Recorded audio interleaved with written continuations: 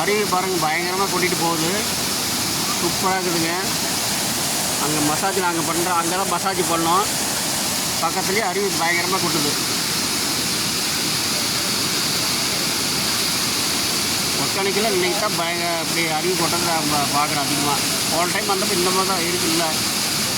ஆனால் தண்ணி அருவி போச்சால் இருந்தாலும் இந்த மாதிரி ஃபோர்ஸாக போகல.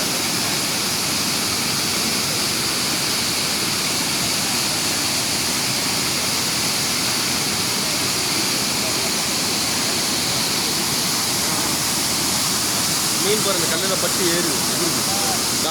இந்த மேலே பறக்குது, வீடியோவில் தெரியுது.